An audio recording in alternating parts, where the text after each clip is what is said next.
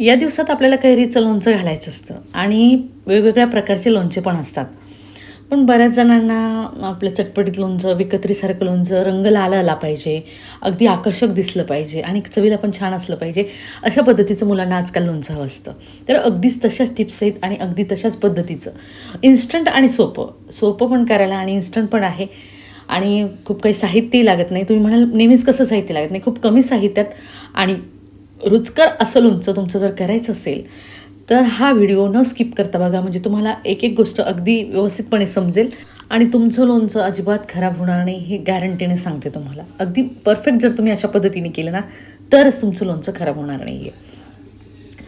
तर आता मेजरमेंट, माप आणि व्यवस्थित आपण इथे लोणचं करणार आहोत. त्यामुळे काय करायचं, अगदी व्यवस्थितपणे तुम्ही ते लोणचं बघायचं आणि तशाच पद्धतीचं करायचं. चवसुद्धा खूप छान येईल आणि सगळेच जण आवडीने खातील. तर हे लोणचं कसं करायचं आपण बघणार आहोत इथे. त्यासाठी काय करायचं आहे आपल्याला, मोजून 1.5 किलो आंबे आहेत. 1.5 किलो आंबे यासाठी आणायचे.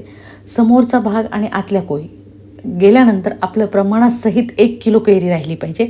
थोडं जेमतेम इकडं तिकडं चालेल. 2-3 कैऱ्याचं वजन थोडंसं जास्त झालं तरी चालेल, असं काही नाही की लगे ॲक्युरेट तुम्हाला 1 किलोच कैरी लागेल. पण 1 किलो कैरी पाहिजे असेल तर 1.5 किलो आंबे घ्यायचे आहेत. म्हणजे थोडंसं वरती 1 किलोच्या वरती झालं तर आपण तसं प्रमाण इथे टाकलेलं आहे.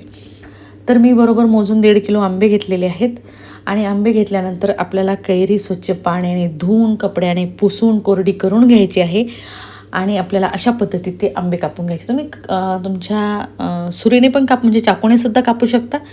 पावशीने म्हणजे तुमच्याकडे कात्री काय असेल तुम्ही कुठल्याही याने कापू शकता, असं काही नाही. तुम्हाला ज्या यानं चाकूने कापता येत असतील त्या चाकूने कापा, सुरीने कापा, कशाने कापा. अडकिता असेल का आंबे फोडण्याचा तर त्याने सुद्धा तुम्ही फोडून घेऊ शकता. जसा मी आत्ता फोडून घेतला आहे तसा. तुम्हाला भांड्याच्या दुकानामध्ये कुठेही मागितलं तर हा भेटेल. म्हणजे घरगुती तुम्हाला जर लोणचं भरपूर लागत असेल तर तुम्ही हे घेऊ शकता. तर कैऱ्या फोडून झाल्यानंतर आपल्याला धुवून वगैरे घ्यायच्या नाहीत. कपड्याने पुसून घ्यायचे आहेत, अगदी स्वच्छ करून घ्यायचे आहेत. त्याला कचरासुद्धा राहिला नाही पाहिजे आणि पुसण्याचा जो कपडा आपण वापरतोय तो पण स्वच्छ असला पाहिजे. अजिबात त्याला कचरा नको, कुठलं काही लागलेलं नको, नाही तर काही थोड्या छोट्या छोट्या गोष्टीने तुमचं लोणचं खराब होऊ शकतं.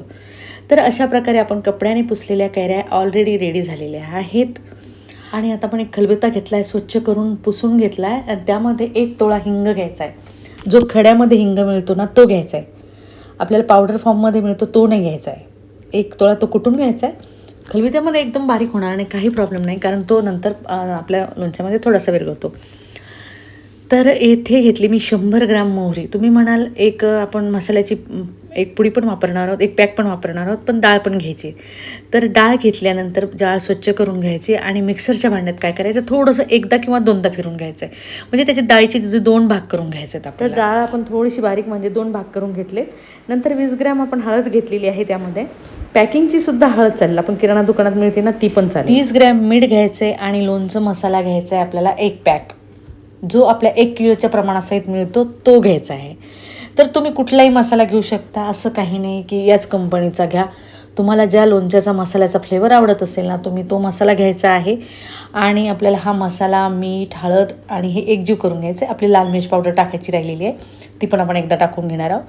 तर तीसुद्धा आपल्याला 20 ग्रॅम टाकून घ्यायची आहे. चांगली कमी तिखट असेल तर थोडंसं जास्त घातलं तरी चालेल, पण ठीक आहे, ओके, जास्त घालायची गरज नाही. 20 ग्रॅम मीठ, तिखट, लाल मिरच पावडर अगदी बरोबर होईल तुम्हाला, कारण मसाल्यामध्ये सुद्धा लाल मिरच पावडर आणि रंग पण छान असतो, त्यामुळे गर्द रंग येतो लोणच्याला. तर मसाल्याचा जो आपण पॅक घातला तो नक्कीच घाला, तुमच्या आवडीनुसार घाला फक्त.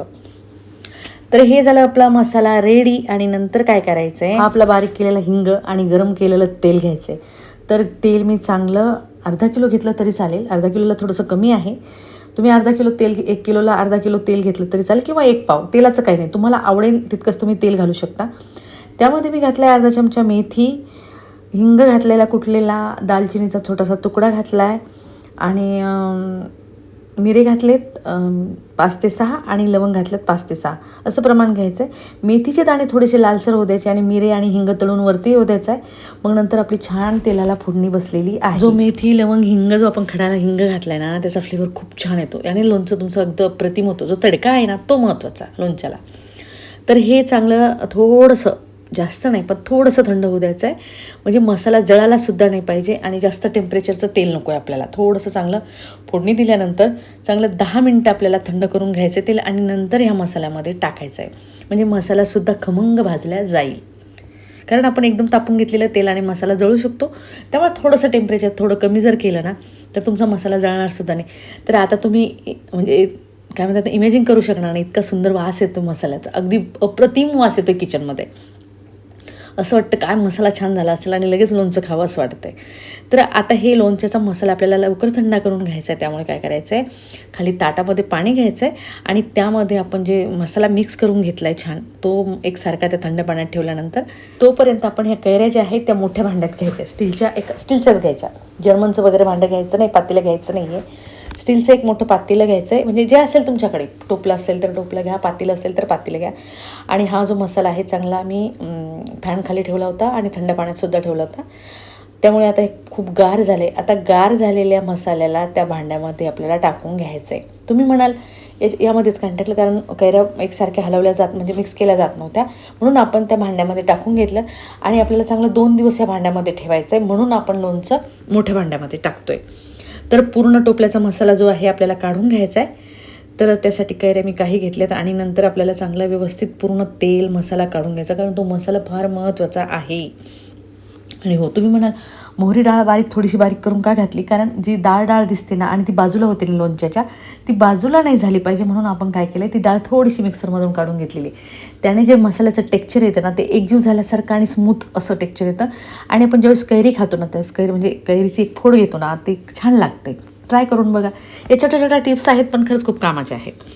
हा झाला आहे आपला पूर्ण मसाला त्यामध्ये टाकून आणि एकसारखं आपल्याला हलवायचं आहे. त्याला एकजीव म्हणजे मसाला पूर्ण कैऱ्यांना लावून घ्यायचा आहे. जितका छान लावला जाईल तितका तुमचा मसाला छान होईल.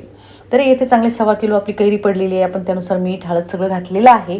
तुम्ही 1.5 किलो कैऱ्या आणा किंवा 3 किलो आला त्या मेजरमेंटनुसार तुम्ही हे लोणचं घालायचं आहे. तर मी तुम्हाला सांगितलं फोडून घेतलेली कैरी तुमची मेजरमेंटनुसार 1 किलोच असली पाहिजे, असं काही थोडीशी वाढली तरी हे लोणच्याचा मसाला जो आपण केलेला आहे तो जास्त प्रमाणातच केलेला आहे. म्हणजे तुमचं लोणच्याला मसाला जास्त जरी झाला तर लोणचं खराब होणारच नाही आहे. पण त्यामुळे काही टेन्शन घ्यायची गरज नाही. थोडंसं कैऱ्या जास्त मापात आल्या तरी चालतील. तर हे झालं आहे आपलं चांगलं मिक्स करून आणि रंग पण खूप छान आला आहे आणि स्वाद म्हणाल ना तुम्ही तर अप्रतिम आहे. नक्की ट्राय करा. तुम्ही 1 किलोचं तरी ट्राय करून बघा. म्हणजे मला 1.5 किलो कैरी आणायची आणि हे ट्राय करून मला कमेंटमध्ये खरंच नक्की कळवा. म्हणजे मलाही कळेल तुम्ही माझी रेसिपी करताय की नाही आणि मला तुमचा फीडबॅक पण मिळेल की तुमचं लोणचं कसं झालं आणि सगळ्यांना कसं वाटलं हे पण मला कळेल. त्यामुळे काय करा, तुम्ही लोणचं करा आणि मला कमेंटमध्ये नक्कीच कळवा. अगदी सोपी आणि झटपट होणारी पण रेसिपी आहे, असं काही नाही आहे. खूप लांबट आहे आणि खूप काही साहित्य लागतं आहे आणि खूप म्हणजे त्याला काय म्हणतात, जास्त बेजार होण्याची पण गरज नाही आहे. अशाच पद्धतीचं आपण हे लोणचं केलेलं आहे. तर हे तुम्ही बघू शकता 2 दिवस झाल्यानंतरचं लोणचं चांगलं तेल सुटलेलं आहे आणि खालीपर्यंत मस्त तेल आहे आणि मस्त चटपटीत आपलं लोणचं तयार झालं आहे. तर एक भरणी घ्यायची आहे आणि भरणी स्वच्छ पाण्याने धुवून पुसून घ्यायची आणि मोठी भरणी घ्यायची, म्हणजे आपलं लोणचं बसून अर्धी भरणी रिकामी राहिली पाहिजे अशा पद्धतीचं. कारण आपण ज्यावेळेस त्याला म्हणजे दिवसातून 2दा त्याला आपल्याला मिक्स करून हलवायचं असतं ना, त्यामुळे थोडी मोठी साईजची भरणी घ्या, म्हणजे तुमचं लोणचं अगदी दाटल्या गेलं नाही पाहिजे, सडल्या गेलं नाही पाहिजे. त्यामुळे लोणच्याची भरणी थोडी मोठीच असली पाहिजे. नंतर कमी झाल्यानंतर दुसऱ्या भरणी स्टोअर करू शकता, पण साठवणीच्या लोणच्यासाठी आपल्याला अगदी मोकळी भरणी असली पाहिजे, त्यामुळे मोठी भरणी घ्यायची. तर हे लोणचं तुम्हाला कसं वाटलं कमेंटमध्ये मला नक्की कळवा. तुम्हाला जरी माझी रेसिपी आवडली असेल आणि तुम्ही माझ्या चॅनलवर नवीन असाल तर माझ्या चॅनलला सबस्क्राईब, लाईक, शेअर, कमेंट करायला विसरू नका. तर चला भेटूया अशाच नवीन रेसिपीसोबत. तोपर्यंत बाय.